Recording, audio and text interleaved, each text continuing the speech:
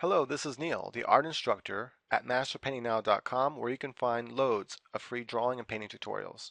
So in this art lesson, what we're going to go through is how to draw the figure and how to do it quickly. The first thing we're going to learn is how to do the basic skeleton, the basic structure. This is the most important part. I want to stress this before we even get into the lesson.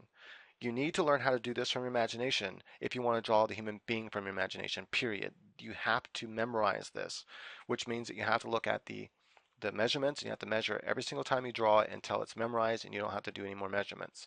So let's go ahead and get started on how to do that. The first thing you want to do is you want to take the basic skeleton, and by the way, what this will turn into, once you can draw the basic skeleton, you'll be able to draw the basic mannequin. I'm going to show you how to do that as well. Once you can do that, you can take the skeleton and mannequin and put it in different poses. And once you can do that, you can also build on top of that with your clothing and all the other knowledge you gain about the body and anatomy and so forth. Right, so first thing then we go is actually drawing the mannequin. So how we do that is we take a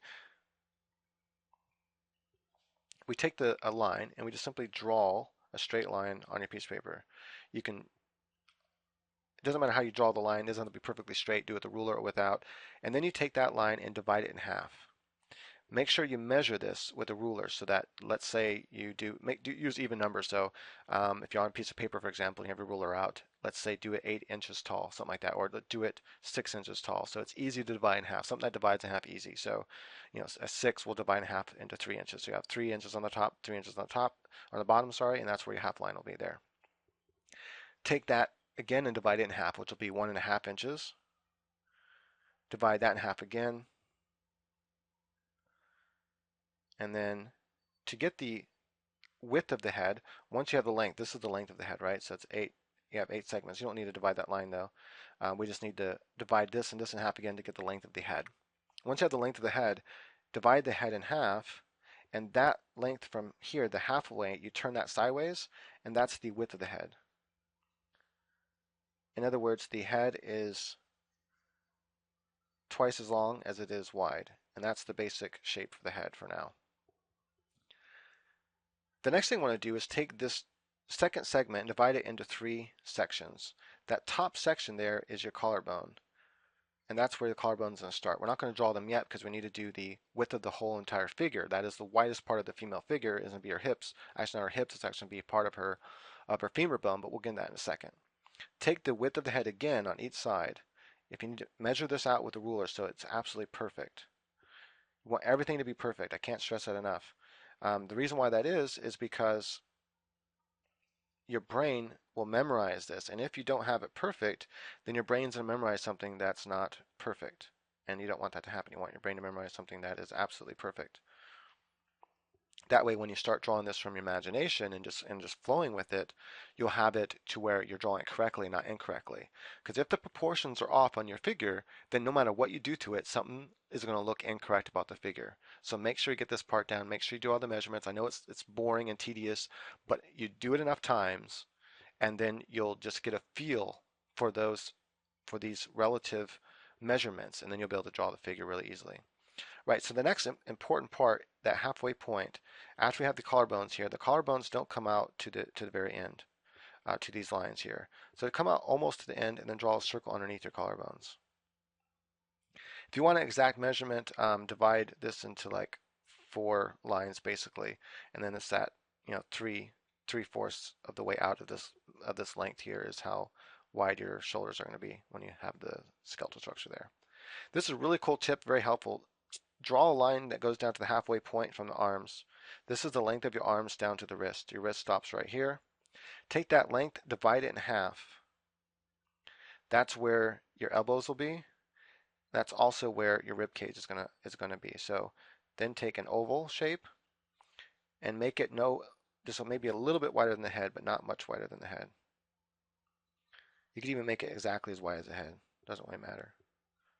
I usually make it a little bit wider. Come down a little bit further down, and then that mark we made before, from the elbows up to that mark, we're going to cut like a V shape, and that makes our rib cage right there. Next is, how do you know the length of your hand? How big is the hand? Well, the hand is half of the head, so the half of the width of the head basically is the width of your hand. It might be a little bit wider than that, but typically, it's like you can just start from there and then make it a little bit wider if you need to. And then about 3/4 of the height of the head. So that area right there, that's about how big the hand is. You take that, translate it down here, bam, you have your hand. And I like to just work with rectangles personally. You can work with ovals, whatever you want to do, and that would be your hands. You already got half the figure done. It's really this simple, and this is all the measurements you have to do. And so the measurements I teach in this particular method right here is my newest method that I use, and it's the most, I think, the most simple and accurate way to do it. And that way you don't have to like spend a lot of time learning a bunch of different points. This way you memorize the least amount of points, but they're important, and then everything else is relative to that when you draw the figure in any different size. Now, of course, we're starting off with the 8 tall head figure. People really aren't 8 heads tall, especially females. They might be 7.5, 7 heads tall, even 6.5 heads tall. That's not really important. What's important is understanding these relative things. Like once you have that halfway point, no matter how big you make this figure, let's say we decide to use the different proportions of the head and everything, right? We make the head a little bit bigger this time than 8 heads tall. Now it's like 6 heads tall or so. And it doesn't really matter. We have some sort of halfway point in here, right? So that's where the halfway point's going to be. Have our collarbones come out, draw the wrist, the arms come down here. That all stays the same. None of that really changes. And then you have our rib cage, which fits into here. And so once you have a feeling for the figure, whatever proportions, however you distort those proportions, isn't really going to matter. You're going to have a figure that in the end looks correct and looks good because the foundation was correct. So just make sure you really don't skip this part. And I think that's why I notice a lot of my students, they tend to skip this part, I think, or don't take it serious enough. And so when they start getting to the mannequin, their mannequins don't look correctly or don't look correct because they haven't done this part correct. The next important landmark then is your hips. I know we're already 7 minutes in, but it's because, we're having to learn stuff, right? The belly button fits a little bit below this halfway mark of the arm, so a little bit below that is your belly button. That's a general idea where it goes. The hip bones then, if you want to take this and divide it in half, that's how high the hip bones will come. Draw a straight line from the shoulders down, and that's how wide they're going to be. And that's where the triangle, this will represent the iliac crest right here, these two lines. Next, about halfway in that line is where your femur bone is going to connect, and it's going to come all the way out to the edge here of this line. These lines that we put out here, that's the widest part of the body actually. Believe it or not, it's not the hips, it's that part of the femur bone that's the widest part of the female body. We're going to pinch the knees together, and this is where we take this measurement from here to here and divide it in half. And then right above that is going to be where you have your knees, and then the calves will come, and then you'll have your triangle for the feet. And that's it. That's the basic proportions of the human figure represented as a skeletal structure. Once you have this down, you want to draw this several times. I would say at least draw it 20 times at least, minimum, with the ruler each and every single time. Now, if you're using a software program like Manga Studio, then you don't want to measure it some other way. So if you're working on something like a Cintiq or some sort of screen you actually draw on like I am, you can actually use a physical ruler right on top of that and measure. But another way to do that would be to actually go into the software, and if like in Photoshop you have rulers and you can set rulers. In this program you can also do some sort of rulers as well.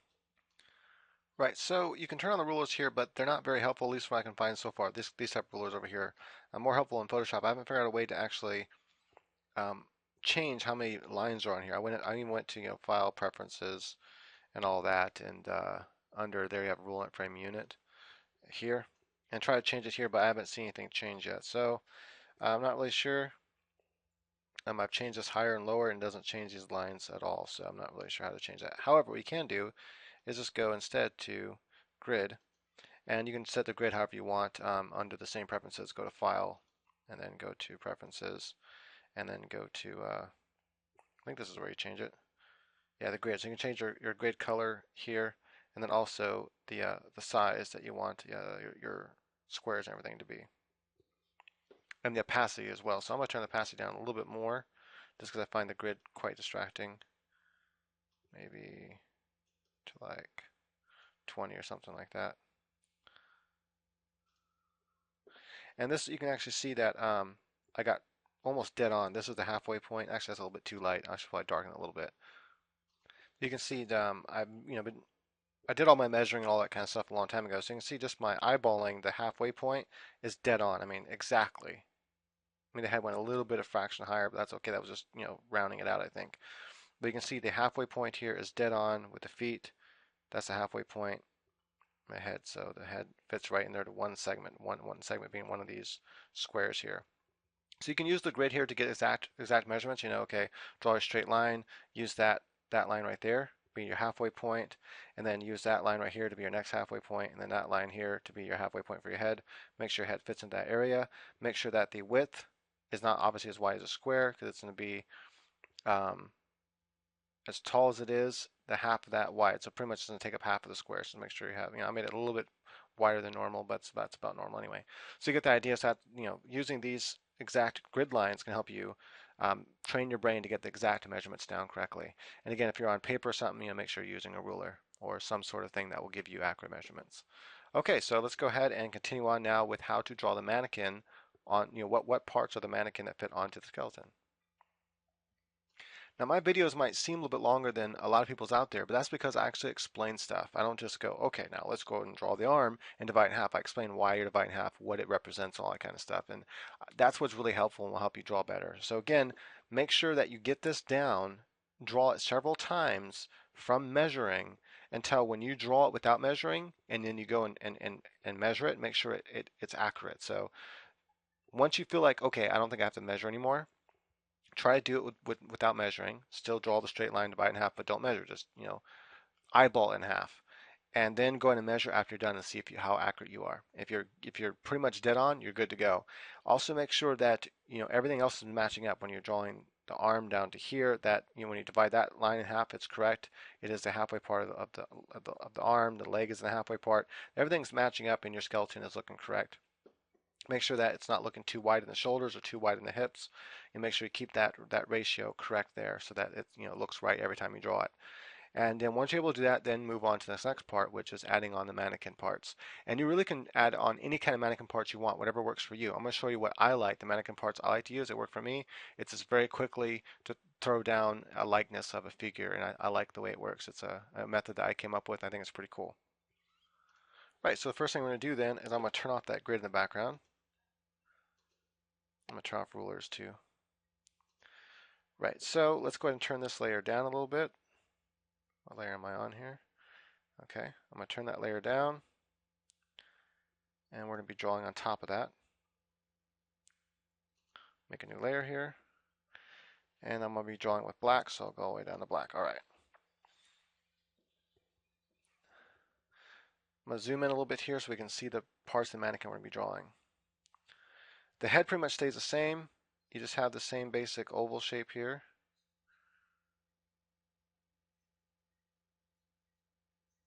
Like so.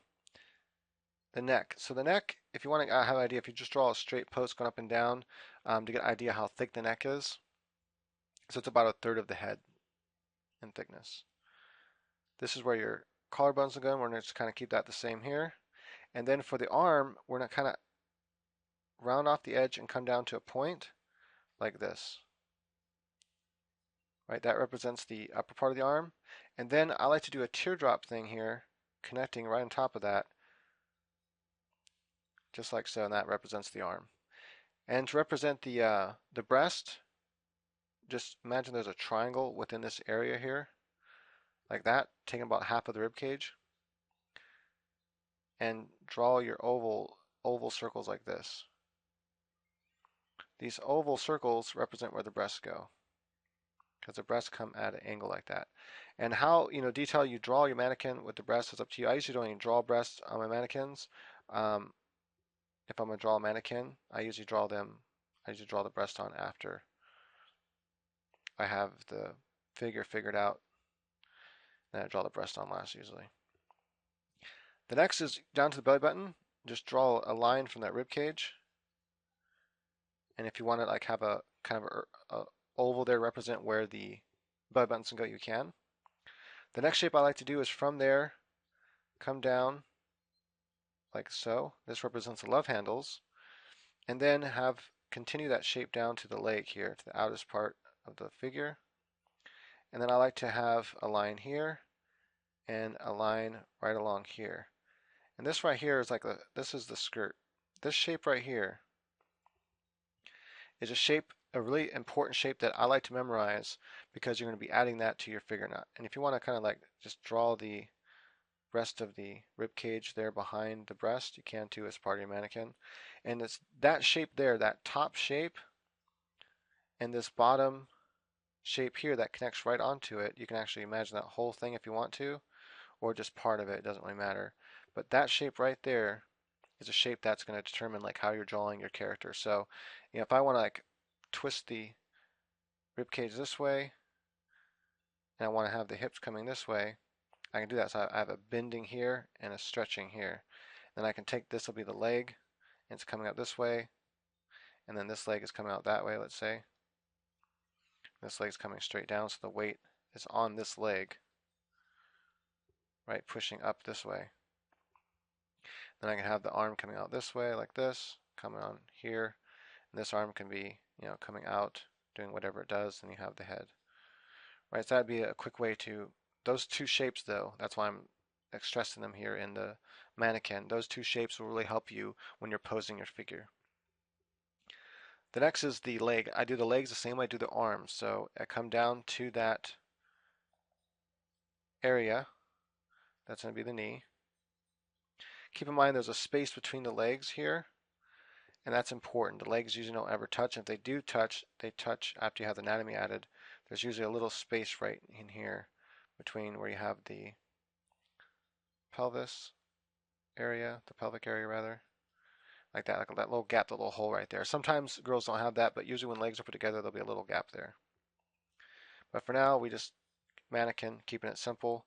And then if you want to add like a little circles above that halfway line where your knees are going to be in a mannequin, you can. And then I like to come down here again with the overlapping V's here. So instead of like doing, you can do overlapping triangles as well for legs and arms like that. That works, and it's very fast. So if you just want to just quickly, bam, draw an arm or leg, you can do that. But what differs with this method here is you come down with that first triangle, and then instead of drawing a triangle, you draw kind of a diamond shape, and that's where I'm differing from the this diamond shape within here. And the reason why I do that is for both the arms and legs, it helps to add the anatomy right away with your mannequin. And then you add your whatever shapes you want to add for your hands and your mannequin. And it doesn't really matter as long as they're in proportion. And feet I usually do as triangles when it's a front view. And there it is. It's that simple. That's your basic mannequin. If you want to, draw a dividing line here down the center, you can. Up to you. So if you turn off that layer there with the skeleton, this is your basic mannequin. Believe it or not, once you can draw that skeleton and you have a proportion right, drawing this mannequin is very, very simple. So a few things you might want to keep in mind is width of legs and width of arms. So the width of the arms, if you want to like get it down, 3 of them will fit into the width of the body pretty much. 3 or 4 of them, just depends on how big the arms are. But typically, if you take the width here that you draw this basic rib cage shape and you divide it into 3 sections, that's about the width of the arm. And it might be a little bit thinner than that. It's up to you and whether you want the person to have thin arms or not. The next thing is the width of the legs. So the legs are going to be a little bit thicker than the arms. So if you take your width of your arms and say it's somewhere around here, which is about a third of the width of the upper portion of the body, then take that width, you can see that right here, and you're almost double it for the width of the legs. And that's going to give you the typical width of the upper leg. And the lower leg is about the same as the upper arm. Boom, like that. So this width here is about the same as here. And that's just for the basic mannequin. And then it kind of translates over as well when you start adding the anatomy onto your mannequin figures. If you can get to this part here where you can draw this from imagination, then I guarantee you all you have to do is learn some anatomy and you'll be able to draw anatomy onto it. Now you don't have to do thick legs like this. You can have thin legs. Thick legs aren't mandatory. So let's say we want to add thinner legs, and all we're going to do now is we're going to draw our other figures like we had over here. So let's go ahead and look at this here for a moment. You have this here. You can have the legs thinner than this even if you want to. It's really up to you how thick or thin you want the legs. It's, you know, how thick or thin is the person, and that being the final version. What I'm going to show you then in the extended lesson, which will be the VIP lesson, and I'm going to be uploading that, you know, I'm sending all that out to the VIP people, is all you have to do is sign up to my VIP. It's very simple and easy, and it's free. It costs you nothing. What's really cool when you become a VIP member is, one, I don't spam you. I only send you the VIP lessons, or I let you know, hey, this new course is, I just came out with my new course, and you guys are the first ones to hear about it, and therefore the first ones to get the discount. And if I only have like, hey, the first 30 are going to get it for this price, then you guys are going to be most likely the ones to get that, because usually the VIP members buy all of that out before I even get a chance to air it on YouTube. So you guys will get the, you know, you guys are the first ones to get the discounts and the first ones to know that a new course is out. All right, so also, you know, you have the extended lengths of videos. That is, you have extended lessons, the extended free lessons, and you have access to the extended back free lessons. So once you sign up as a VIP member, you'll get an automated email saying, "Hey, thanks for joining," and then it'll say, "Hey, here's the link to the previous VIP lessons." You click on that, then you'll have access to all the previous VIP lessons I've done, and then you'll also be getting emails whenever a new VIP lesson comes out. I've tried to do it every week, but life has been making that very difficult for me. I'm so glad I'm able to do a freaking drawing for now. You know, like my arm hurts really bad, but at least I'm able to do a freaking drawing finally, and I'm glad I'm able to do that now. Unfortunately, it puts me in a lot of pain, so I won't be able to draw very long at one given time. But yeah, so because my for those that didn't know, I, you know, broke my collarbone snowboarding. Right, so that's it. Thank you for checking this out. And if you've enjoyed this free lesson, I think others will enjoy it too. So just go ahead and click that share button at the end, or actually once the video ends, it'll show you the little share thing there. And, you know, share it on Google Plus, Facebook, Twitter, whatever you want to share it on. I'd really appreciate it. I think others will appreciate it too, that you're sharing, you know, quality free teaching with them. Right, so one quick thing I just want to show you here is if you go to masterpaynow.com, you'll notice there's a new change in the website. At the top there, it'll say masterpaintnow.com. And so that's a recent change that got changed.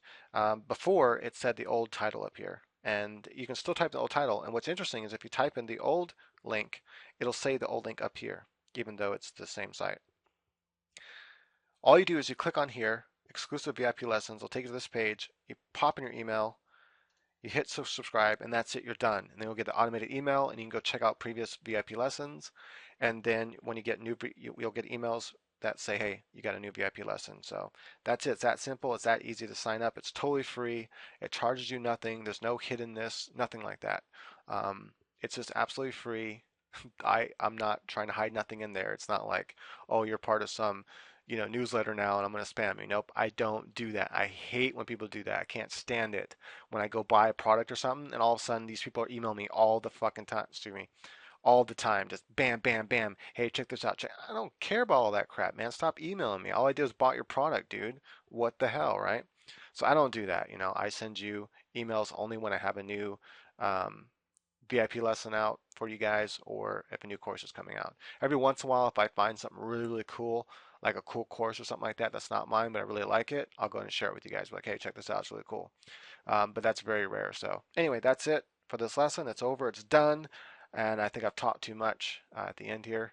But yeah, please share it. I appreciate it. Hey, oh, another thing I want you to know, I would like to know from you guys is right now, due to the inconvenience of my collarbone, it makes it very difficult. I have to like draw in a really weird way right now, and it makes it almost impossible to use my other microphone, my professional microphone, the Yeti microphone.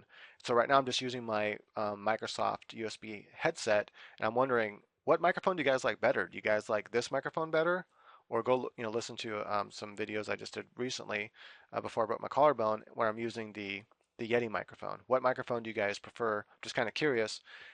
Just go and leave a comment and what microphone you prefer. I'd appreciate that. And hey, leave any questions you might have about this lesson and anything. Just comment about anything. Don't be shy. You know, anything on your mind, go ahead and comment about it. You know, I like to hear what you guys have to say, what's on your guys' mind. I know recently some of you felt like I'm kind of getting too salesy with some of my videos, and I do apologize for that. I just want to briefly talk about that before I turn this video off or before I, you know, stop recording.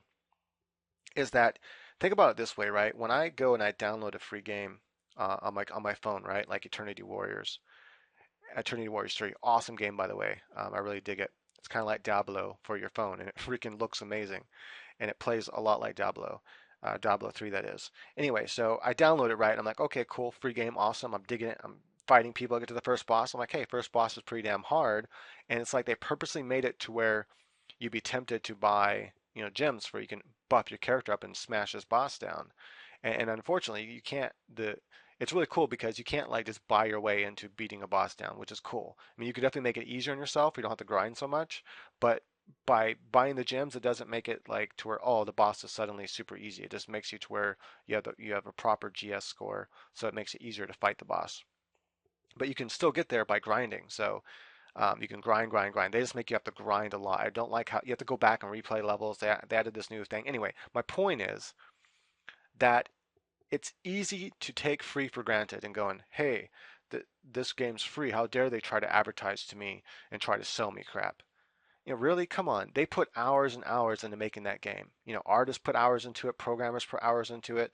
Tons of different people put hours into making that game. Don't they deserve some sort of reward? Don't they deserve some sort of payment for all that time to put into it?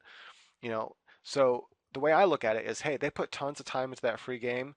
Why should I complain that they're advertising to me and trying to make some money? That's fine. Advertising. Throw some advertisements on the game, or make some in-game purchases where I can buy special armor or special swords or buy gems to buff my character up faster than having if I don't want to grind. And I went ahead. I threw $20 at him. In fact, I threw $30 at him total so far, simply because I wanted to, not because I needed the gems or anything. I mean, I can just beat a lot of these bosses even though I'm underpowered anyway. It's fine, and I can do a little bit of grinding. That's okay too. But the reason why I did it is because I like to support things I like. If I like the game, I want to support it, so I throw some money their way because they took the time to make that game. It wasn't like they like did all that and don't expect nothing in return. And I take a lot of that for granted. Like sometimes I'll be watching, YouTube and a commercial will come up, and I'm like, what the hell? How dare you, Google, throw a commercial in my face? This is free. YouTube's free. I should, look at man. They've spent all that money to advertise, to get people to like it, to keep the platform good. They spend a lot of money to keep YouTube working the way YouTube works. It's not like it's free for them to do that. They deserve to make some money. And advertising does that. Advertising makes them some money so they can keep YouTube awesome.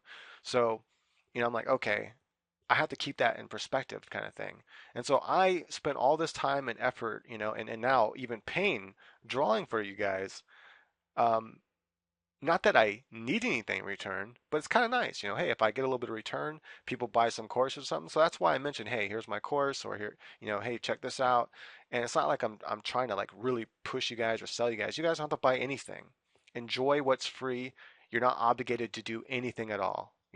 But if you ever feel like, hey, I kind of want to go a little deeper, buy one of my courses, or check out some of the other things that I mentioned, and that's awesome. Or hey, just take the time to share the video. That doesn't cost you anything but a very small amount of your time. All you have to do is click the share button and share it with your friends on Facebook or Twitter or whatever. Tweet about it real quick. So that doesn't cost you anything; it just costs you a little bit of your time, and that helps me out because it helps other people out as well. And then maybe one of those people decide to buy a course, and that helps me out. Anyway, so just don't take it the wrong way. I'm not going to turn my channel into some kind of, marketing, money making thing or anything like that. I'm always going to bring you guys free quality teaching, and that's always going to happen. So unless something makes it to where I can't draw anymore, that's what I'm going to be doing for you guys always. That's never going to go away. I'm never going to charge for my YouTube channel or anything like that. So hopefully that you guys don't feel that way, like, I'm just becoming some big commercial or something like that. Um, it just happened to be that a bunch of stuff happened at once, and so a bunch of videos came out, and it probably felt like, hey, where's all the free stuff? It feels like course, course, course type of stuff. And it's just because I came out with a bunch of stuff, and tax time and all that's coming up, so I try to make as much extra money as I can for taxes. So yeah. When you own your own business and you make money, you have to pay the government. So that's kind of a bummer. Right. Thank you for watching. I know I kind of rambled there on the end about some stuff, but I think it was important to go over. So thanks for watching.